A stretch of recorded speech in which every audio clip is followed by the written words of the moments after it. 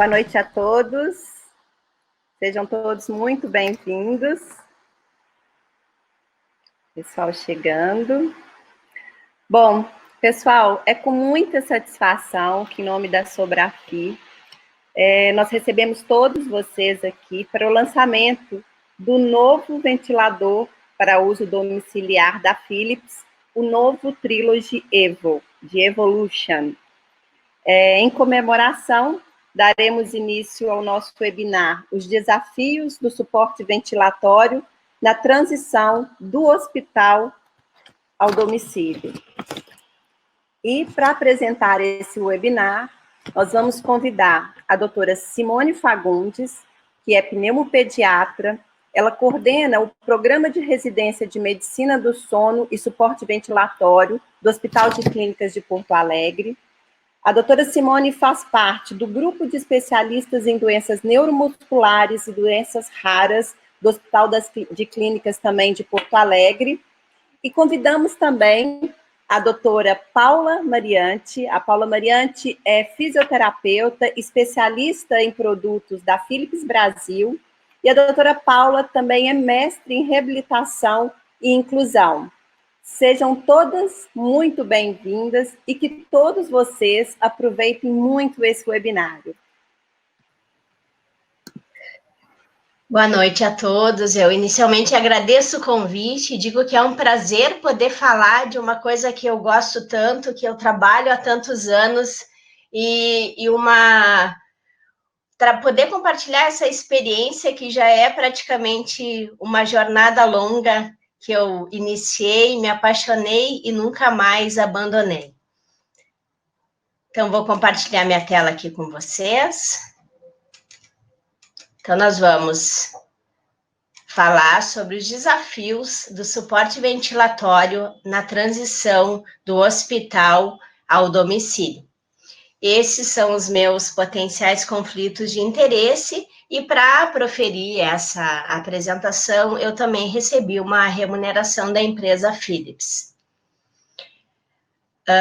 Vamos começar puxando um pouco para os mais jovens, ou para quem não está tão habituado com essas questões de ventilação, e lembrando que é na pediatria que as coisas começaram. Então, em 1889, foi desenvolvido pelo Alexander Bell, mesmo que depois criou o telefone, tem a grande companhia telefônica, o primeiro pulmão de aço, e ele foi empregado em neonatos asfixiados.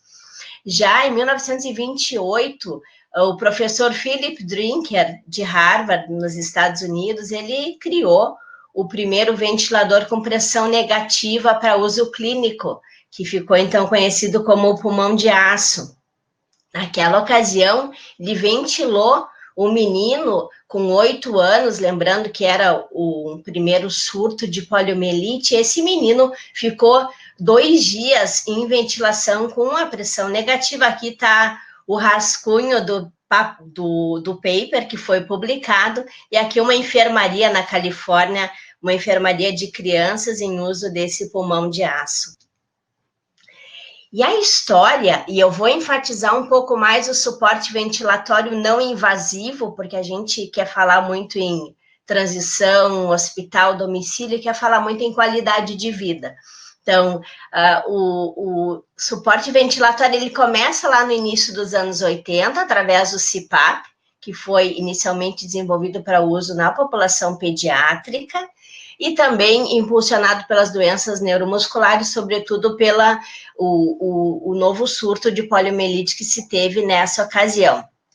As coisas vão evoluindo e a ventilação na população pediátrica, ela ganha um espaço grande a partir dos anos 2000, e o que a gente observa é um uso crescente da pressão positiva, tanto no cenário crônico, que é onde ela tem um espaço já muito bem definido, como mais recentemente um crescente espaço também num cenário agudo. E a minha história com a ventilação começa lá em 1997, quando eu fui complementar a minha formação em pneumologia pediátrica. Tive a sorte de ir para um hospital, um grande hospital nos Estados Unidos, em Indianápolis, onde eu me apaixonei pela questão, ainda mais do que eu já era em termos de doença rara, doença neuromuscular, e pelo suporte ventilatório. E aí lá eu tive a chance de desenvolver essa pesquisa, onde a gente acompanhou 7 pacientes com atrofia muscular tipo 2, e nós mostramos uma melhora significativa na capacidade vital forçada, quando a gente comparou um ano antes com um ano depois do início da ventilação. Coincidência ou não, eu apresentei num congresso da Sociedade Americana, e a Respironics foi atrás de mim em Indianápolis conversar sobre esse trabalho, e eles usaram essa referência para o lançamento do BiPAP lá atrás. E o que agora, a partir de agora, eu gostaria que a gente tivesse em mente que cada caso é um caso, cada história é uma história, e o que a gente quer é possibilitar que essas crianças sigam a sua vida nas suas casas com a melhor qualidade de vida possível, e eu vou, ao longo dessa nossa apresentação, contar um pouquinho da história de alguns desses pequenos pacientes. Então, a prevalência da ventilação, de uma maneira geral, ela vem crescendo nas crianças nos últimos anos, e a gente vê que a ventilação não invasiva está ganhando um espaço cada vez maior, o que já era, de alguma forma, previsto. E por que isso está acontecendo? Primeiro, as crianças têm apresentado doenças mais complexas. Na verdade, a gente pode ler isso de outra forma. A medicina e a tecnologia têm melhorado, isso nos permite que a gente consiga manejar melhor crianças que, em outros momentos, evoluiriam para uma morte num curto espaço de tempo. Um outro fator que pesa muito no aumento da prevalência da ventilação é o diagnóstico mais precoce das doenças neuromusculares, e todo o benefício que a gente tem no início do suporte ventilatório não invasivo de uma forma precoce, tanto diagnosticar precocemente, como iniciar esse suporte antes de uma instalação de uma insuficiência ventilatória crônica. E uma outra coisa que é o motivo principal do nosso evento hoje são os avanços da tecnologia. Cada vez a gente tem mais recurso para melhorar a adesão, para ventilar pacientes com diferentes níveis de complexidade e cada vez com peso menor. De uma maneira geral, nós vamos iniciar o suporte ventilatório domiciliar invasivo ou não invasivo em pacientes que tenham um quadro de obstrução das vias aéreas superiores, e aí o carro-chefe aqui é a apneia obstrutiva do sono, que é um pouco diferente da apneia obstrutiva do sono do paciente adulto, pacientes com alterações crânio-faciais, que com muita frequência têm um quadro obstrutivo, pacientes com doenças lisossômicas e outros quadros que cursam com obstrução de via aérea. Mas também pacientes que têm um quadro de obstrução dinâmica das vias aéreas inferiores, com tráqueo, broncomalácia ou algum tipo de malformação da via aérea. Nós também podemos usar o suporte ventilatório para pacientes que têm quadros variados de hipoventilação alveolares, não conseguem manter níveis de PO2 e de PCO2 adequados. Daqui entra doenças neuromusculares, alterações da caixa torácica, pneumopatias crônicas, onde a gente já pode colocar aqui o pequeno prematuro com a doença pulmonar obstrutiva crônica da prematuridade, as síndromes de hipoventilação central, quer seja congênitas, quer seja decorrente de alguma questão cirúrgica, algum tumor, algum acidente. Doenças lisossômicas também podem interferir, além de causar obstrução, causar alterações na ventilação e outras condições clínicas. E também erros inatos no metabolismo, e, na verdade, quanto mais a gente evolui em diagnósticos, quanto mais a gente pensa que esses pacientes precisam ventilar de uma forma adequada, mais potenciais indicações podem entrar nesse nosso quadro aqui. E pensando em ventilação em crianças, a gente tem que entender, principalmente quando a gente fala em ventilação não invasiva, das limitações dos equipamentos, que felizmente é uma questão que a gente vem conseguindo mitigar cada vez melhor, das poucas opções de interfaces para os nossos pequenos pacientes, que por vezes têm alterações craniofaciais que agregam um desafio ainda maior, da dificuldade muito brasileira de ressarcimento de exame, de poder fazer uma noite de habituação, de permitir que o paciente e sua família se entenda, se perceba dentro dessa nova condição, a escassez, e o pessoal que está aqui, que trabalha com isso, sabe como a gente tem dificuldade de ter equipamentos, máscaras para emprestar para essas crianças usarem por um período em casa,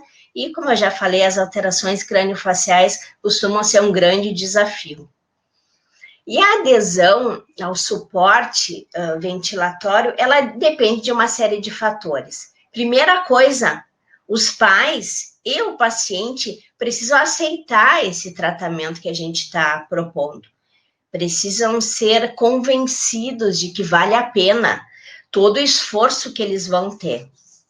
E a gente sabe que nessa linha de adesão, as intervenções comportamentais têm um papel muito importante. O reforço positivo, a exposição gradual, o condicionamento gradual, eles têm um desfecho muito favorável.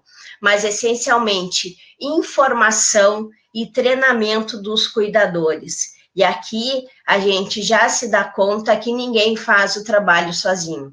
É um grupo, é uma equipe multidisciplinar que precisa, então, atuar para a gente chegar lá no nosso resultado final, que é fazer o nosso pequeno paciente usar o seu suporte ventilatório, principalmente aquele paciente que tem uma cognição e que vai usar a forma não invasiva, o tempo que a gente precisa que ele use para que tenha o controle do seu distúrbio ventilatório. E uma questão que é super importante e que eu acho que tem tudo a ver com a nossa realidade é que os dois fatores que mais influenciam na adesão ao tratamento, quando a gente olha as questões psicossociais, literatura americana, mas eu acho que a gente pode sim extrapolar para nós, é a educação materna e o suporte social familiar.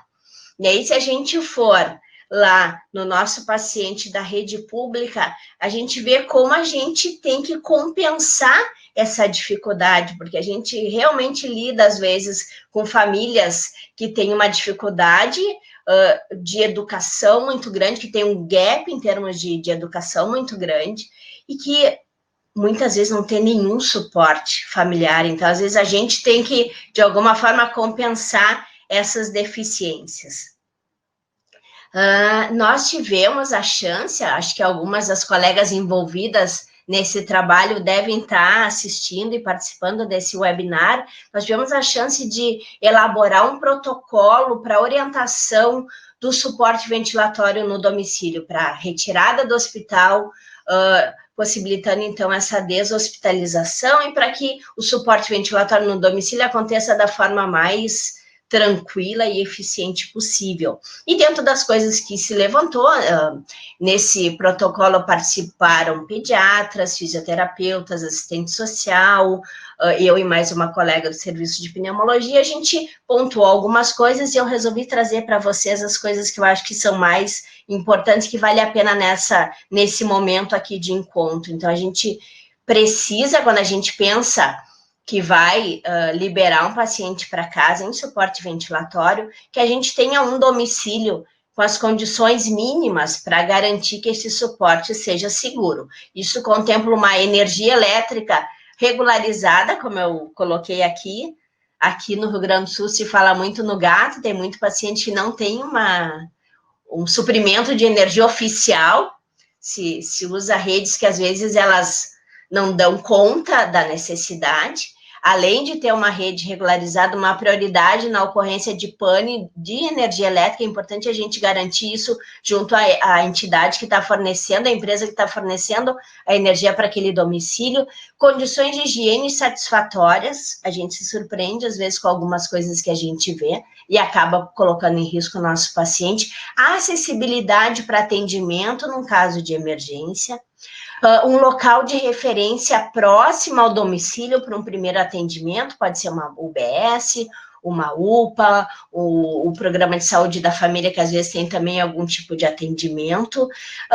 Também a gente precisa que a família tenha pelo menos um membro com um razoável entendimento do que a gente está se propondo a fazer e para que a gente precisa fazer isso.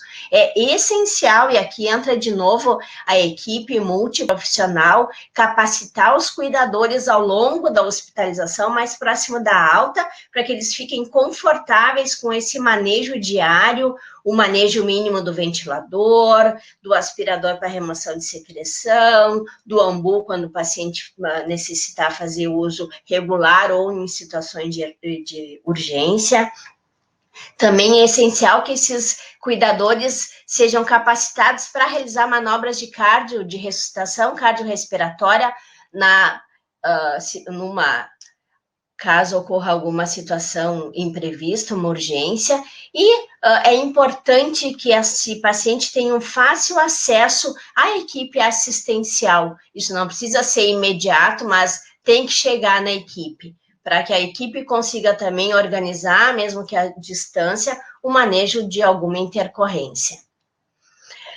Não dá também para a gente falar em suporte ventilatório do hospital para casa sem falar um pouquinho sobre legislação. Isso é uma coisa que já me preocupa há alguns anos, mas que é uma situação que eu acho que cada vez a gente tem que prestar mais atenção. Então, existe uma classificação de acordo com o nível de dependência do suporte ventilatório. Se eu tenho um paciente que precisa de um suporte ventilatório por até 8 horas por dia, ele tem uma baixa dependência. Nesse caso, ele vai usar o que a gente chama dos equipamentos para sono. E aqui, então, a gente está falando em suporte ventilatório, nós vamos falar dos bilevel, ou binível, ou BiPAP, que é a marca registrada da Philips. Ou, eventualmente, tem pacientes que têm um quadro obstrutivo e vão usar só um CPAP, mas é só durante o sono. Tem pacientes que têm uma dependência que a gente chama de moderada. Eles precisam do ventilador ou desse suporte por mais de 8 horas por dia. Eles ficam numa janela de 8 a 16 horas por dia. Aqui eu vou precisar de equipamentos mais robustos, que tenham uma capacidade, uma turbina que tolere ficar ligado 16 horas por dia, e idealmente que tenha uma bateria, mesmo que com uma duração não tão sustentada, mas que garanta esse tempo de ventilação. E eu tenho o dito paciente com alta dependência, que é aquele que necessita do seu suporte ventilatório por mais de 16 horas por dia, e aqui a gente chama, então, esses equipamentos de equipamentos de suporte à vida. Então, eu vou usar suporte à vida sempre que eu tiver um paciente com uma demanda maior que 16 horas por dia. Eu vou usar o suporte à vida em pacientes traqueostomizados. Recentemente, alguns equipamentos intermediários obtiveram a liberação para ser usado em paciente traqueostomizado, mas isso sempre é importante consultar todo o manual de orientação do equipamento. E eu vou precisar de equipamentos de suporte à vida para pacientes que tenham peso corporal abaixo de 10 quilos. Então, mesmo que o meu paciente esteja precisando de um CPAP ou de um suporte com 2 níveis de pressão só durante o sono, se ele tem um peso abaixo de 10 quilos, ele precisa de um equipamento que tenha mais condições de dar o fluxo e de dar o suporte com segurança. Essas recomendações, elas têm, então, uma legislação, que é uma legislação internacional, que padroniza esse tipo de equipamento, e a Anvisa segue as orientações dessa legislação internacional. Qual é o risco?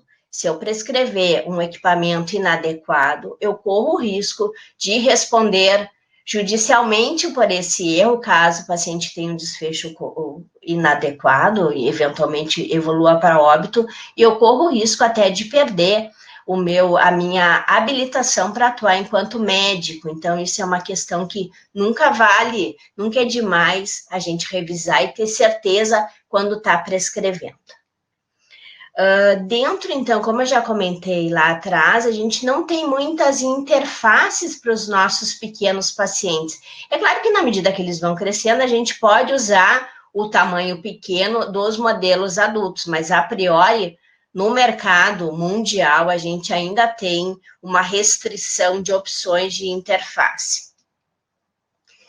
E agora eu vou contar um pouco de algumas histórias e na esperança e na tentativa, uma de compartilhar com vocês essa minha paixão, de talvez deixar uma mosquinha de interesse nisso, em aqueles que ainda não estão envolvidos, e também mostrar como vale a pena a gente trabalhar para que esses pacientes tenham a chance de sair do hospital e de levar uma vida o mais normal possível dentro do que é possível para eles. Essa aqui é uma menina que ela chegou no meu consultório, ela tinha pouco mais de 3 anos. Ela veio encaminhada do interior por uma pneumopediatra muito amiga, que não estava muito satisfeita com o manejo, ou com a resposta ao manejo que ela estava tendo com o tratamento. E aí ela chegou, na verdade, essa criança tinha uma alteração crâniofacial, uma sequência de Pierre-Robin, onde ela tem, então, uma mandíbula pequena, que não dava conta do espaço que ela precisava para ventilar adequadamente. Ela fez uma avaliação com polissonografia, fez exame de imagem, e ela foi submetida, então, ao tratamento que se chama um tratamento cirúrgico, que é uma distração osteogênica da mandíbula. Então, se colocou distratores externos e se fez crescer osso, e aqui está o osso novo que cresceu. O problema é que ela tinha um quadro obstrutivo muito grave. O pós-operatório dela foi muito, muito intenso. Eu fiquei 12 horas dentro da UTI, ela fez pico de hipertensão pulmonar no transoperatório, ela fez arritmia no pós-operatório. Foi realmente um baile muito animado que a Vitória nos proporcionou no pós-operatório, e a única condição que foi possível garantir que ela pudesse ir para casa e não ficar entubada, não ficar com tubo nasofaríngeo, foi o uso da pressão positiva. Nessa época, isso já vai, a Vitória já é uma mulher, né? Então, isso já vão muitos anos. Eu ganhei essa máscara em algum evento internacional, trouxe. Ricardo Beidac, meu grande amigo e parceiro de todos os desafios que eu já me meti, me ajudou com esse fixador. Isso aqui é um fixador de traqueostomia. E aí a gente começou, e ela foi para casa com o uso de CPAP, então ela usou um CPAP durante o sono, ela tinha mais de 10 quilos. Esse osso foi crescendo, ela removeu os distratores, a gente reavaliou com polissonografia, ela não tinha mais obstrução, e vida que segue. Ela tem algumas alterações aí que está investigando, mas é uma moça que tem um blog, que é super ativa na cidade dela, que se gosta muito e que é muito feliz. Esse segundo caso é um dos casos que mais me emociona. Essa é a Juju. Várias das pessoas que estão assistindo esse webinar também já tiveram contato com essa mocinha. Essa mocinha, ela nasceu com uma síndrome chamada Vacter, que é envolve uma série de alterações, dentre elas uma malformação de via aérea. Mas a Juju, ela não tinha ela tinha a malformação. Ela tinha um colapso total da traqueia, brônquios fontes. E aí essa bebê nasceu prematura, e aí começaram, eu iniciei a consultoria porque ela fazia crises de broncoespasmo. Então, várias noites lá ia eu para a UTI neonatal tratar essa sibilância da Juju, que logo a gente começou a entender que tinha algo a mais. Fizemos uma investigação por imagem, por endoscopia, e vimos que a Juju tinha uma traqueobroncomalácia horrorosa. O que a gente fez? Isso vai meses até se chegar nessa definição. Ela fez uma primeira abordagem cirúrgica que não deu certo. Por fim, a gente colocou nela uma cânula longa e a Juju foi para casa com um ventilador chamado LTV. aqui eu entreguei a minha idade, porque a maioria de vocês não tem noção do que é um LTV. LTV, então, era um dos únicos equipamentos disponíveis na época. A Juju fez 15 anos, ela tinha um aninho naquela época, que permitia, então, o suporte ventilatório continuado, via invasiva, e eu ventilei a Juju a volume. Aqui está essa moça ao longo do tempo, ela, num primeiro momento, precisava de suporte ventilatório 24 horas por dia, começou a ficar períodos sem e usar mais durante o sono. A Juju tem uma família maravilhosa, então a mãe fez essa boneca que tinha tráqueo e gastrostomia, para a Juju entender o porquê que ela era diferente das outras crianças. Ano passado, 2 anos atrás, a Juju foi decanulada, e agora ela faz uso de suporte ventilatório não invasivo, só durante o sono ou nos períodos que ela tem alguma exacerbação, algum momento que ela precisa de um suporte a mais. E essa menina realmente vive a vida com uma alegria que, assim, quando eu tô de mal, porque o meu cabelo não tá do jeito que eu quero, eu penso na Juju e eu vejo que realmente tem coisas que aparecem na nossa vida para nos ensinar um pouco a mais. Agora eu vou passar para vocês um vídeo da mãe. Mãe da Júlia, paciente da doutora Simone. Eu fui convidada para contar a história da Júlia, uma menina que hoje tem 15 anos de idade. E quando nasceu, precisou ficar 1 ano e meio internada devido ao seu diagnóstico de traqueobroncomalácia, com 2 meses de vida. Então, após 1 ano e meio de internação, Julie teve a sua alta hospitalar e teve condições de, em casa, seguir com o seu tratamento e seguir com a sua recuperação em casa, junto com uma equipe de home care, com vários profissionais que lhe atendiam em casa. Tá? Quando a Júlia veio para casa, ela fazia uso 24 horas de ventilação mecânica e de oxigênio. Ela tem uma gastrostomia que ainda não conseguiu tirar, mas todo esse acompanhamento, toda essa evolução da Júlia foi possível porque houve um envolvimento e houve um acompanhamento muito grande, tanto da equipe médica, que me acompanha até hoje, quanto dos profissionais. E aqui cortou o vídeo, mas ela falava dos profissionais, fisioterapeuta, fonoaudiólogo, psicólogo, toda a equipe, porque não adianta a gente falar em tecnologia, ou não adianta hoje em dia a gente falar em drogas complexas, sem a gente lembrar que tem que ter uma equipe muito alinhada e muito dedicada para as coisas realmente darem certo. Essa segunda paciente é uma paciente que tem atrofia muscular espinhal tipo 1, a Natália. É uma das pacientes mais graves que eu já acompanhei em termos de atrofia muscular espinhal. Ela me chegou com menos de 1 ano de vida, a família morava no Rio de Janeiro, mas eles são gaúchos e tinham familiares aqui e vieram por saber que dentro do Hospital de Clínicas tinha um centro mais organizado, e aí acabou consultando comigo. Ela descompensou, foi para o hospital por uma infecção, ela chegou muito emagrecida, ela tinha uma disfagia grave, acabou que falhou os protocolos de extubação, e aí foi traqueostomizada. E essa família, um pai engenheiro, com muita dúvida, muita proposta, muito dedicado e ainda sofrendo demais com o diagnóstico, muito mais que a mãe, que ficou mais deprimida, e ele ficou muito ruminativo em termos do que poderia ser feito. Então, o que a gente fez para ela foi para casa, ela começou precocemente com um equipamento para auxílio mecânico, para mobilização, auxílio de tosse, mobilização torácica, que no caso aqui foi o uso do Coffee Assist. Foi traqueostomizada, então, porque ela falhou, e eu não tinha dúvida que eu estava indicando bem essa traqueostomia por mais que seja sempre uma indicação difícil. E aí o que eu fiz foi adaptar uma válvula fonatória.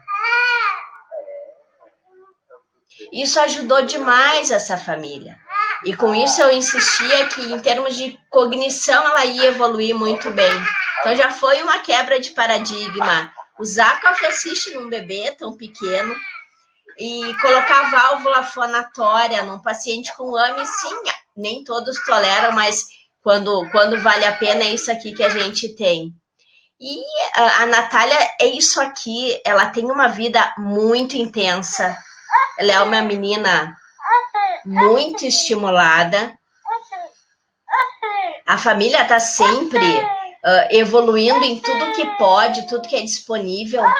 Ela tem uma fisioterapeuta maravilhosa, que é a Nicole Souza dos Santos, que eu acho que está nos assistindo. Olha a Nicole aqui fazendo um baile de carnaval. Se vocês olharem aqui, tem uma outra menininha com traqueostomia. Então, assim, a Nicole, a família, eles estão sempre inventando coisas. Olha aqui, quando eu recebi essas fotos, eu realmente fiquei... eu senti que vale a pena a gente fazer tudo que a gente faz, né? A Natália, ela começou a receber a nusinercena, uma droga para tratar atrofia muscular espinhal, já com uma idade avançada, ela já está na 8ª dose, e olha o que está acontecendo com ela agora. Está respirando sozinha, desde as 10h54. Tá tudo tranquilo aí, filha? Sei lá, monitor. Quando a Natália quer falar, o que a Natália faz? Mexe a boquinha. Botando a válvula fonatória. Tu quer brincar de quê? Tu quer brincar de esconder uma princesa? Pra mãe achar. Ah, e quem que esconde? Eu escondo, vocês fecham. Então, até onde a Natália vai viver, eu não sei, mas eu tenho certeza que valeu a pena para esses pais. E isso, a conversa que a gente tem lá, desde ela bebezinha, agora ela já está com 7 anos, de que vale a pena, é isso que eu quero. Para aqueles que ainda não foram mordidos por essa mosquinha, é isso que eu quero que fique muito forte, assim. É um ser humano que está ali, é uma família, e a gente tem hoje em dia condições de oferecer muita coisa para essas crianças. Basta a gente realmente lutar por isso, né? Aqui é um outro paciente que veio de Santa Catarina, um menino que tem uma síndrome que cursa com um início rápido de obesidade, hipoventilação, disfunção hipotalâmica, disfunção autonômica, e aí ele ele não ventilava, principalmente durante o sono, e tinha períodos onde ele ventilava muito mal. Eu tentei, num primeiro momento, ventilar não invasivamente, ele não tolerou, acabou sendo entubado, e aí a família não queria ir para casa se ele tivesse com traqueostomia. A mãe tinha muita dificuldade em aceitar isso, porque é um menino que até um ano antes de adoecer não tinha nada em termos de problemas de saúde. Por fim, conseguimos convencê-la de que ele precisava e de que sim, era bom ir para casa e que era seguro ir para casa em suporte ventilatório. E aí a gente, então, deu sequência ao nosso plano. Ele chegando em Santa Catarina, onde ele mora, feliz da vida, porque ele foi botar os pés na água, que eles têm um vínculo muito forte com o mar, essa família. Aqui ele me mandando coraçõezinhos. E aí, depois de alguns meses, ele foi perdendo peso, a gente conseguiu organizar essas disfunções, ele passou a usar também menos períodos, e quando ficou só durante o sono, ele voltou para o hospital, a gente decanulou, e ele hoje usa, então, suporte ventilatório não invasivo, só nos períodos de sono, e é outro menino que está tocando a sua vida dentro das limitações e dos grandes pontos de interrogação que a gente ainda tem com relação à evolução dessa condição dele, que é bastante rara. Aqui é uma menina que nasceu com um quadro de hipotonia muito importante, entubada desde o nascimento.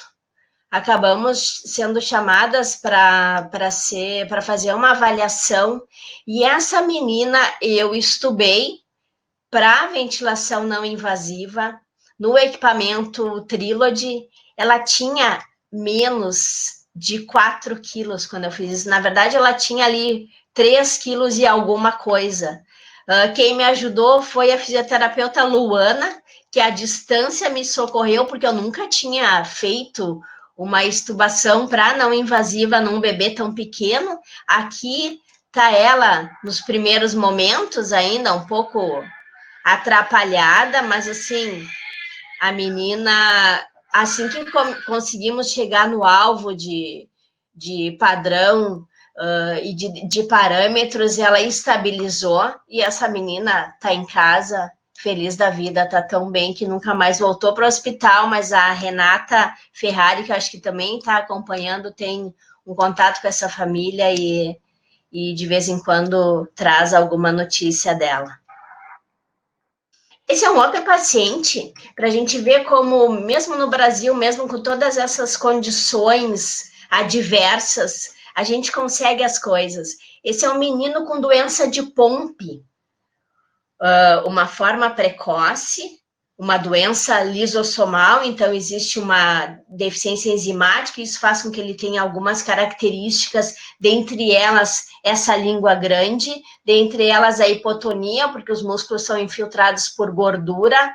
Essa mãe chegou no hospital porque ele estava com um quadro de insuficiência respiratória crônica agudizada, e aí se fez o diagnóstico da doença de Pompe. Ele não ventilava de uma forma satisfatória, e aí então a gente começou também com suporte ventilatório. Ele evoluiu muito bem, na medida que começou já com o tratamento. Essa doença já tem um tratamento específico, então começou com a reposição enzimática, ele passou a usar por menos períodos, e hoje em dia ele está em casa, usando um equipamento nível intermediário, porque ele usa basicamente durante o sono, em alguns momentos onde ele tem uma infecção respiratória, alguma coisa que faz com que ele fique um pouco mais hipotônico.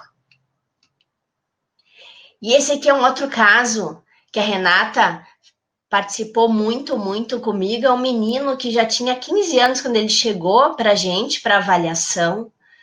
Tem uma doença neurológica, uma síndrome piramidal, extrapiramidal, então ele é hipertônico em algumas regiões do corpo, e em outras regiões ele não tem um tônus tão adequado. O fato é que esse menino, ele era daquelas crianças, ele cresceu como o doente da família, ele era cuidado pela avó. No primeiro momento a gente não percebia um grande vínculo dele com a mãe, ele tinha um vínculo grande com a irmã. Um menino extremamente inteligente, mas chegou lá com uma autoestima muito ruim.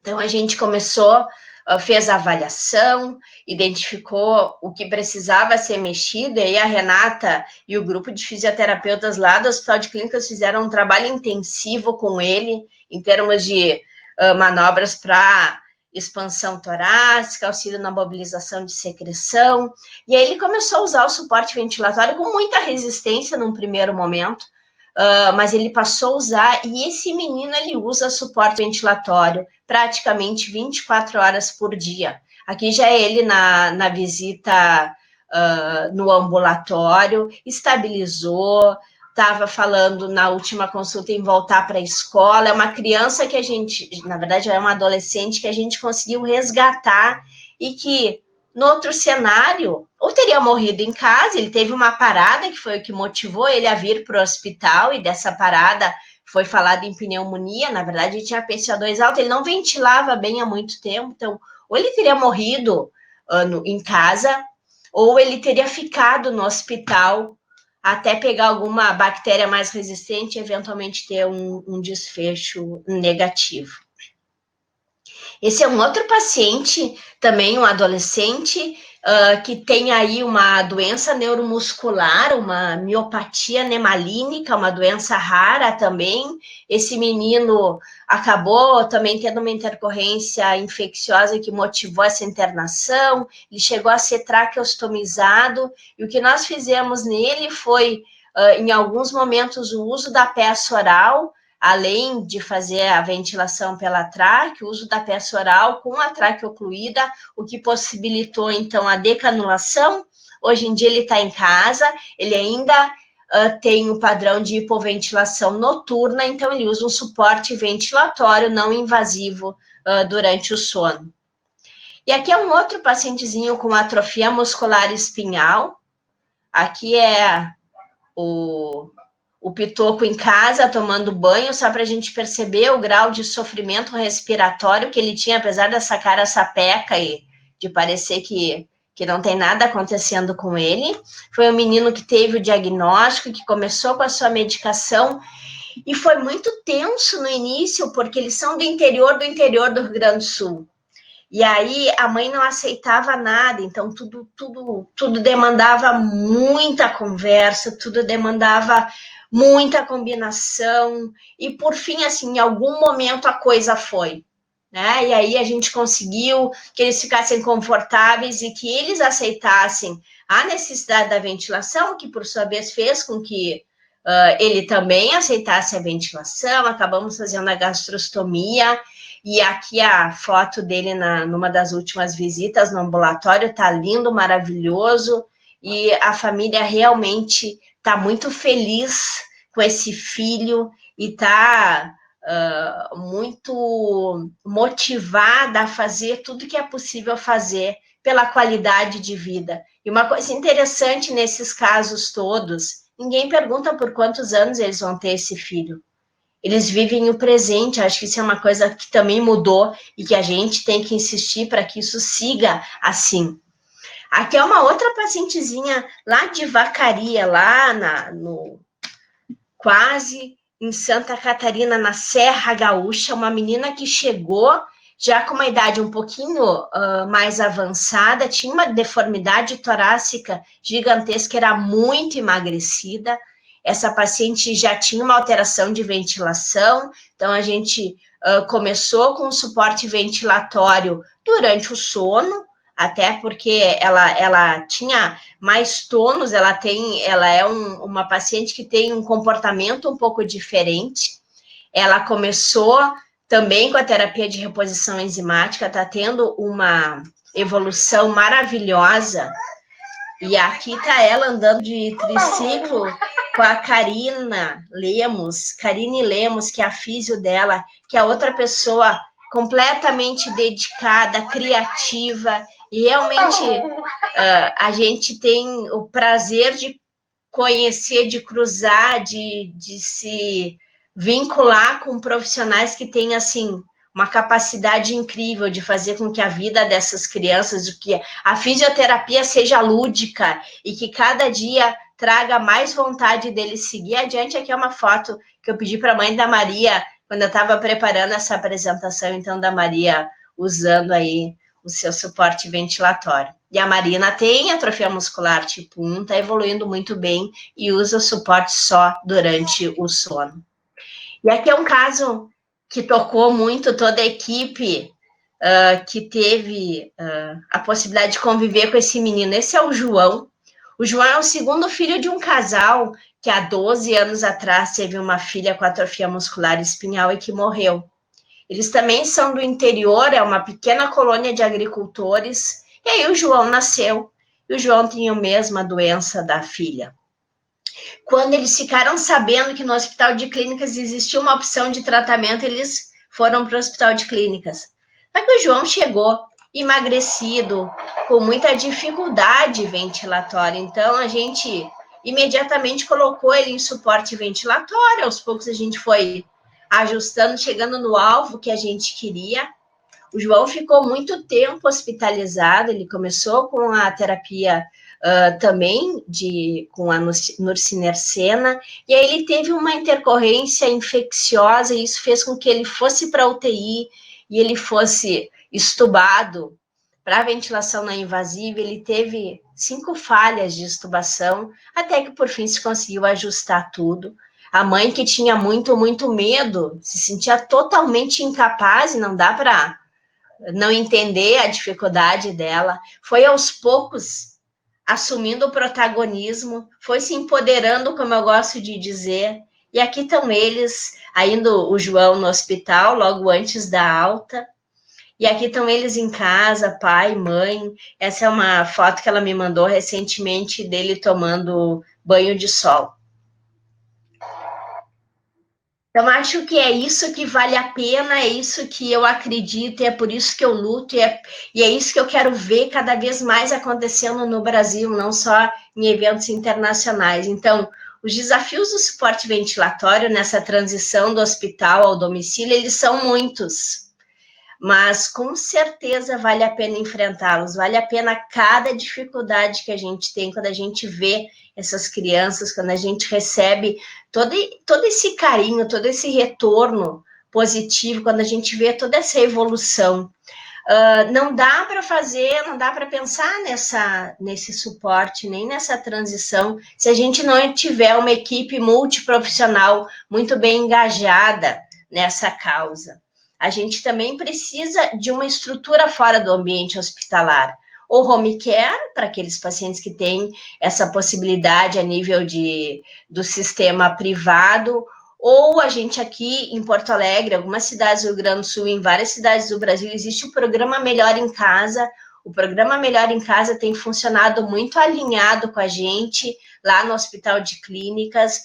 Eles são organizados de uma forma que a gente consegue trabalhar junto, é uma continuidade realmente do tratamento quando esse paciente vai para casa, e o contato é contínuo, a troca de informações é contínua. Eventualmente, como esse paciente que eu mostrei por último, eu não tenho o programa Melhor em Casa, eles não têm home care, eu tenho um posto de saúde perto do município, que a gente conseguiu vincular, conhecer as pessoas, a físio que atende ele foi ao hospital para fazer seu treinamento, então a gente tem que achar, lá no local da família, na sua cidade, quem vai nos ajudar caso alguma coisa aconteça.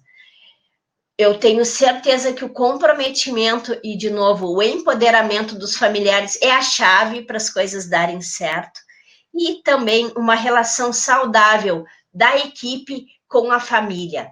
Isso contempla uma comunicação clara, informações precisas, trabalhar as expectativas dessa família e também impor alguns limites, porque às vezes essa coisa de estar dentro da casa do paciente, às vezes confunde um pouco o tipo de relação que a gente tem com eles. Era isso que eu tinha para falar com vocês. Eu agradeço muito pela atenção, e agora eu chamo a fisioterapeuta Paula Mariante para fazer, então, a apresentação do novo equipamento. Doutora Simone, em nome da Philips, a gente agradece pela tua brilhante aula.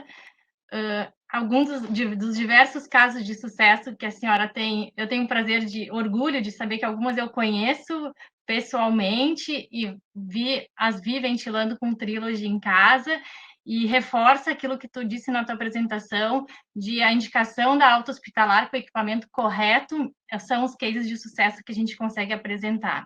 Então, eu tenho muito orgulho disso também. Para ilustrar um pouco a apresentação da Simone, eu vou passar um vídeo para vocês e depois eu mostro o nosso novo equipamento que está chegando no mercado.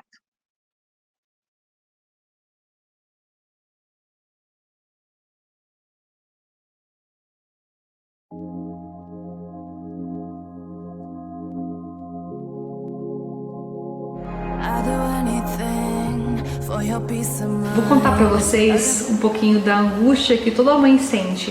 Foi o que eu ouvi na UTI, que talvez o meu filho nunca fosse para casa. Por que meu filho nunca fosse para casa? Porque ele respirava através de um ventilador mecânico que só podia ser utilizado dentro de uma UTI. Uma coisa que fez a gente ter uma esperança muito grande foi quando os médicos nos contaram que o Stefano poderia migrar para um aparelho portátil. E aí que a gente foi descobrir o Trilogy da Philips. Esse foi um momento assim marcante na nossa vida. Mágico. saída do hospital após 3 anos e meio de internação, onde ele, muito exaltado, muito feliz, estava entendendo tudo, porque ele estava saindo do hospital e indo para casa. Foi uma comemoração muito grande, imensurável a nossa alegria. Eu posso dizer que foi a maior alegria da minha vida, sem dúvida nenhuma. Hoje o Fábio pode ir para o campo, ficar 3 horas no campo. Hoje a gente pode ir para o hospital com tranquilidade, né? Tudo é mais prático com esse aparelho, né, Fábio?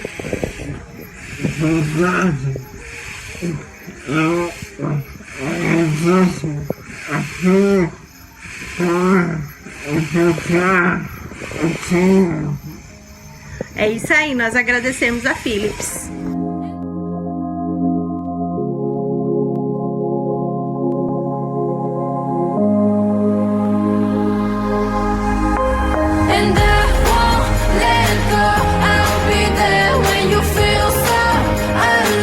Sem a possibilidade da ventilação mecânica portátil e o Stefano estar fora de uma UTI deste hospital, nós nunca poderíamos ter a possibilidade de passar um domingo em família. Isso era um sonho nosso, desde o dia que eles nasceram. E isso não tem preço. É o maior presente que nós ganhamos, foi a alta do nosso filho e a possibilidade dele respirar fora de uma UTI e conviver com a gente.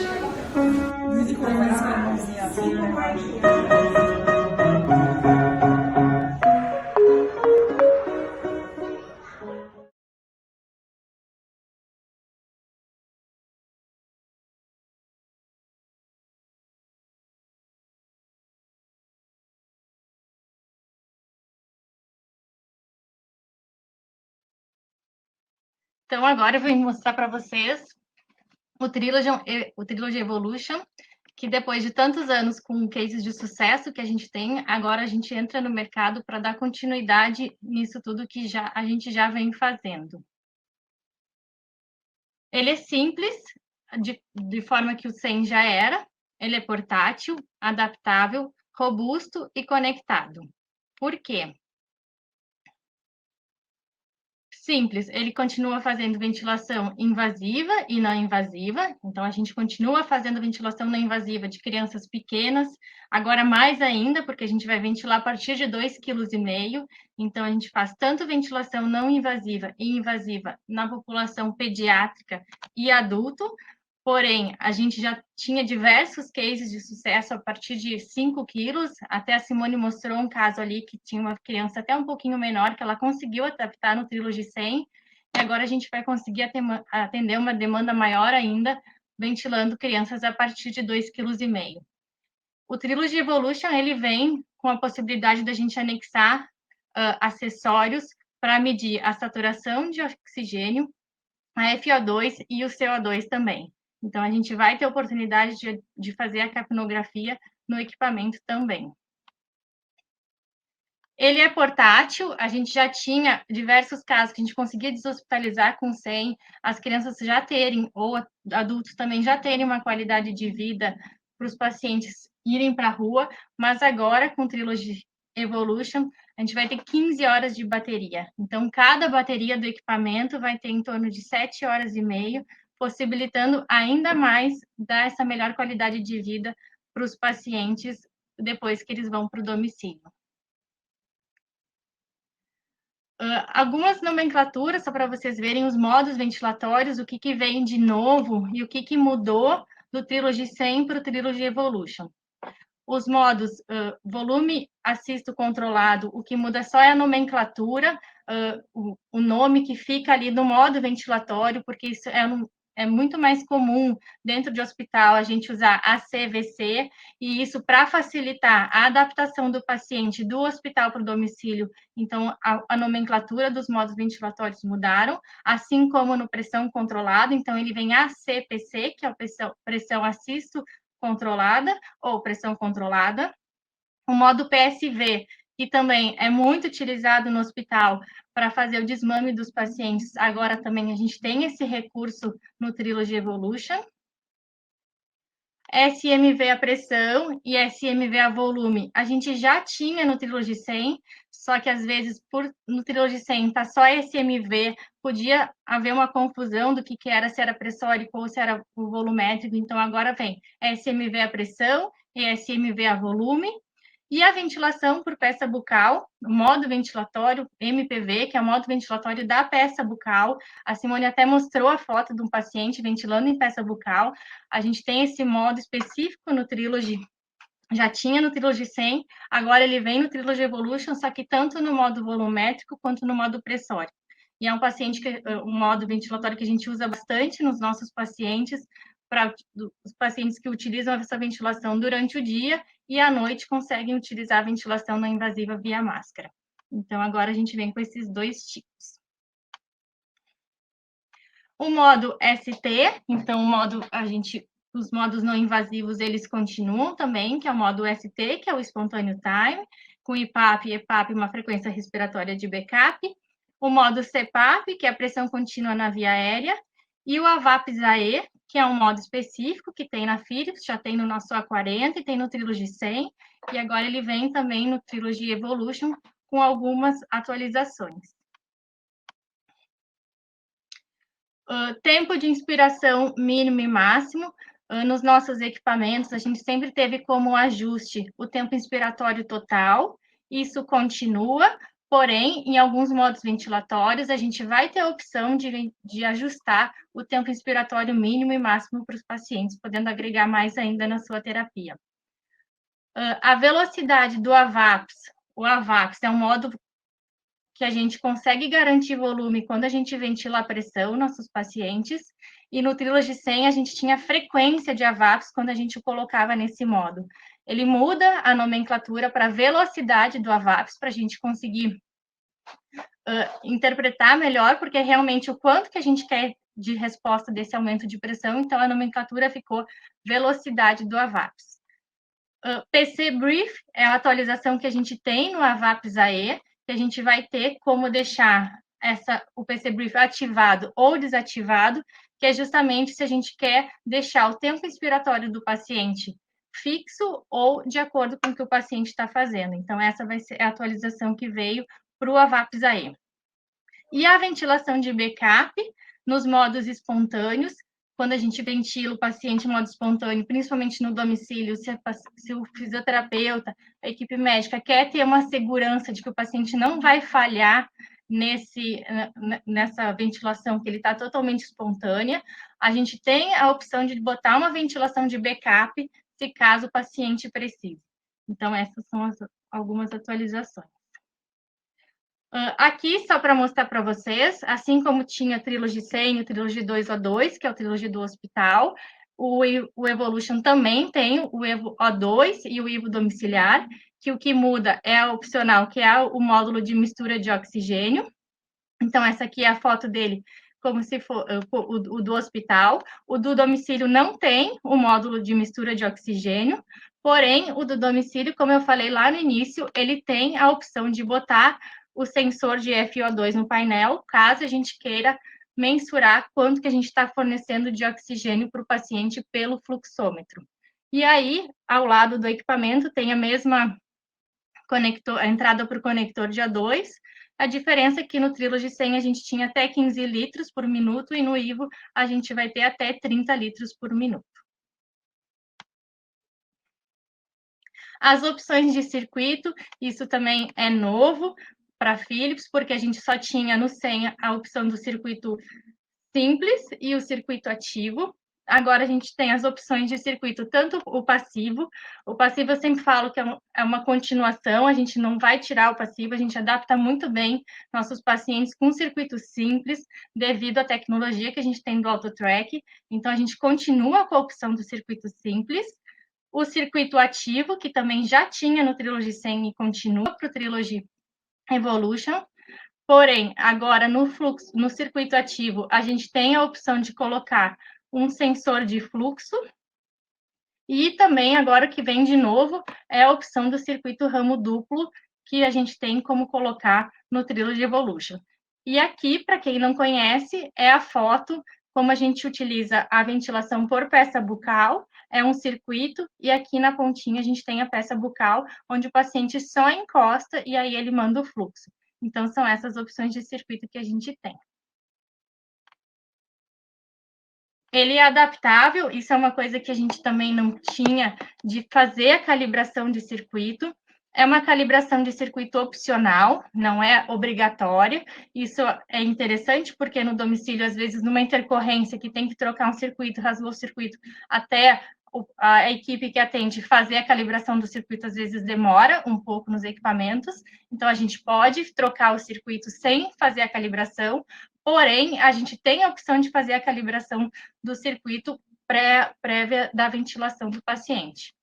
E ele também vai ter a opção da compensação dos tubos, a gente vai conseguir colocar no equipamento se é um circuito pediátrico, se é um circuito adulto, e fazer toda a calibração depois disso também. Então, quando a gente utiliza também com base aquecida, com filtro, então a gente tem como fazer toda essa calibração e ele faz essa compensação dos circuitos.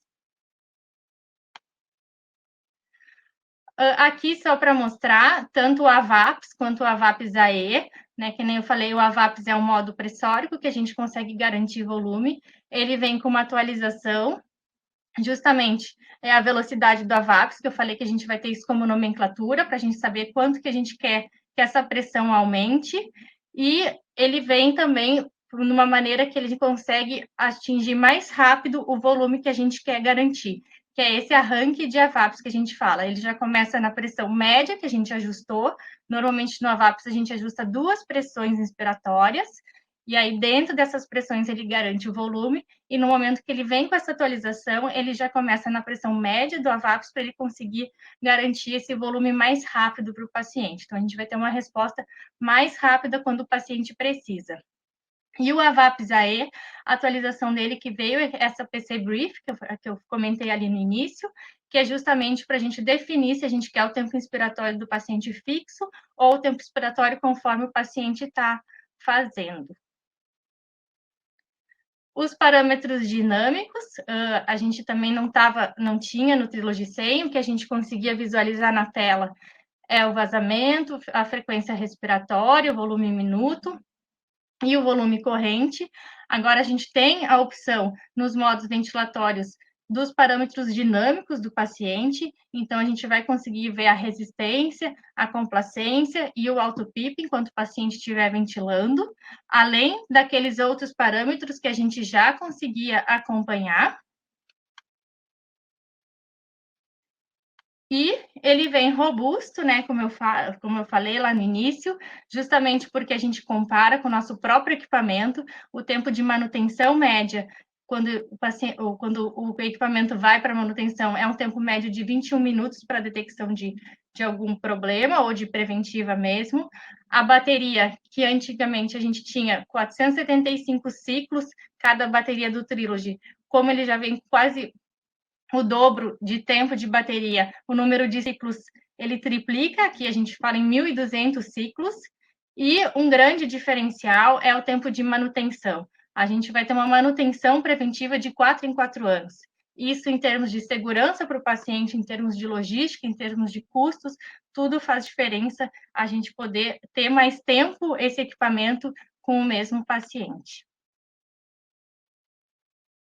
E ele vem conectado, a gente vai conseguir fazer o telemonitoramento através do Bluetooth, a gente tem um hub que vai conectar no equipamento, e a principal diferença é que esse hub a gente vai conseguir conectar até 15 equipamentos nesse hub para a gente poder acompanhar o paciente. Então, a gente vai fazer o acompanhamento do paciente como um todo. A gente pode botar um oxímetro, a gente vai poder botar um concentrador de oxigênio futuramente, quando vier com Bluetooth.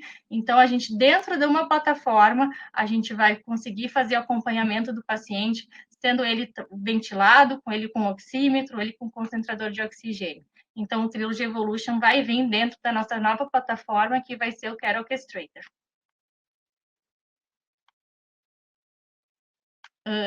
A minha apresentação foi bem mais rápida, porque justamente a da Simone tinha muitos recursos e era para vir para agregar. A gente vem bem para mostrar a diferença para vocês, o que vem de novo no nosso equipamento, E agora agradeço a participação de todos e estou à disposição agora para a gente responder algumas perguntas.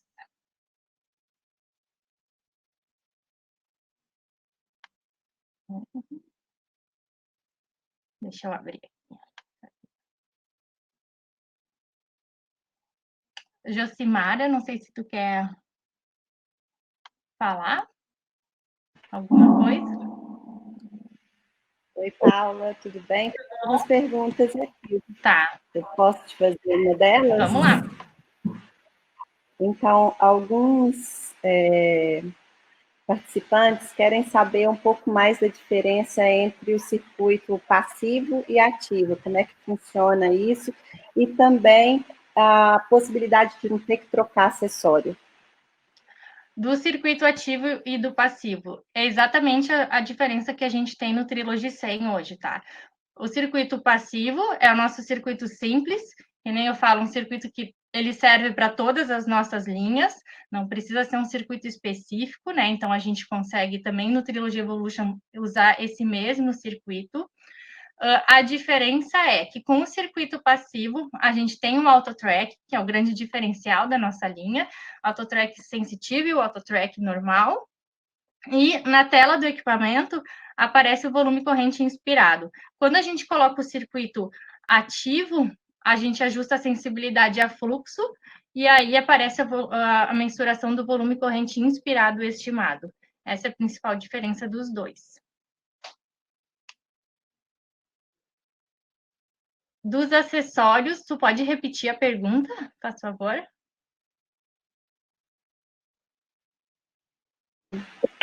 O do acessório, o Matheus pergunta, né, essa diferença, e depois o Sérgio comenta que o bom é que não precisa trocar o acessório para usar o circuito ativo. O circuito ativo, ele tem... entendi. É porque no Trilogy 100, a gente tem que colocar aquela pecinha do lado para a gente poder ventilar no circuito ativo, exatamente. Nesse, ele já tem as entradinhas ali, a gente consegue colocar o circuito ativo sem precisar trocar o acessório, exatamente.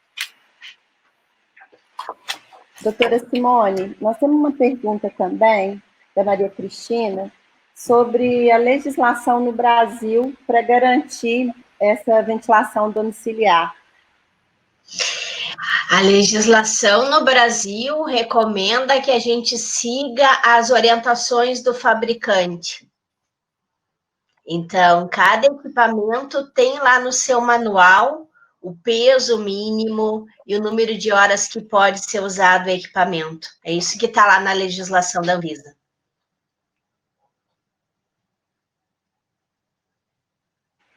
Ok.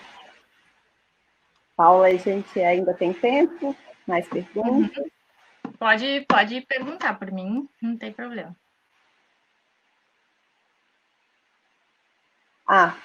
Novamente sobre o circuito ativo e o circuito fluxo ativo. Ele queria saber a diferença entre esses circuitos no Trilogy Evo. Eu vou até mostrar a foto ali, só para ficar melhor ilustrado. No Evo, né, o Evolution, né, a gente já tem a mania que a gente estava conversando antes de começar, da gente colocar apelido nas coisas, né, mas é Evo de Evolution. Além do circuito ativo, que a gente aquele que é acostumado, inclusive o do Trilogy 100, o circuito do ativo do Trilogy 100 serve no Trilogy Evolution também, não tem problema. A diferença é que no Trilogy 100 a gente tem a opção de adicionar o sensor de fluxo, e aí a gente consegue também ter uma melhor monitorização. Então, essa é a diferença. Ele funciona normalmente com circuito ativo, o mesmo do Trilogy 100, só que a gente tem, ele tem uma entrada para o sensor de fluxo aqui assim, então a gente vai conseguir adicionar o sensor de fluxo no circuito ativo. Então, Outra pergunta, se já tem disponível no Brasil. Ele chega em setembro, provavelmente ele já tá chegando. Para quem trabalha em hospital, alguns já devem, alguns hospitais têm o Trilogy Evolution O2, que é aquele que eu mostrei que tem o módulo de oxigênio atrás, mas o Trilogy domiciliar está chegando agora, em setembro ele já tá chegando. A última pergunta aqui, Paula, é sobre a plataforma. Você falou rapidamente, ela não vai ser a Encore Anywhere. No Trilogy a gente já tinha essa diferença, né, que as leituras dos cartões eram no DirectView, e o Encore Anywhere é a nossa plataforma de sono, e ele até a gente consegue fazer a leitura dos BIPAPs, né, até o A40, mas no Trilogy tinha que ser específico do DirectView. O Encore Anywhere está chegando no Brasil agora, ele vem com sono primeiro, para a gente migrar nossos pacientes do Encore Anywhere para o Care Orchestrator, e aí a leitura do Trilogy Evolution vai ser direto já no Care Orchestrator. Care Orchestrator, que nem eu falei ali, vai ter a migração, né, do Encore Anywhere para ele. Quem não tiver Encore Anywhere não tem problema, porque a gente vai conseguir abrir a conta direto no Care Orchestrator. Ele é uma plataforma simples, e a diferença é que a gente vai conseguir monitorar o paciente como um todo, né? Se o paciente tem um ventilador, a gente consegue anexar ali, a gente vai avaliar o Trilogy por ali, mas se o paciente tem um oxímetro que tem Bluetooth, tem uma balança que tem Bluetooth, ou que nem eu falei, futuramente até o concentrador de oxigênio que vem com Bluetooth, aí a gente consegue ver todo o paciente como um todo, né? Quantos litros de oxigênio ele está usando, a gente consegue ver todos os dados da ventilação, então vai ser nessa plataforma que tá chegando também. Em breve já vai ter novidade. Bom, pessoal, então, em nome da Sobrafir, né, eu parabenizo a Philips por essa tecnologia que é inova, o Trilogy Evo. Agradeço mais essa parceria, agradeço a doutora Simone, a doutora Paula, né, e todos vocês que estão participando desse nosso webinar. Eu espero que tenha sido esclarecedor, né, com certeza foi muito engrandecedor, né, para essa área da fisioterapia, essa área aí que a gente atua multidisciplinarmente, né. Eu queria chamar a atenção de todos vocês para ficarem ligados, né, nas nossas redes sociais, que a gente tem uma programação extensa de webinar aí pela frente, de lives, e que a gente se encontre em breve. Muito obrigada a todas e até breve. Obrigada. Eu que agradeço. Obrigada.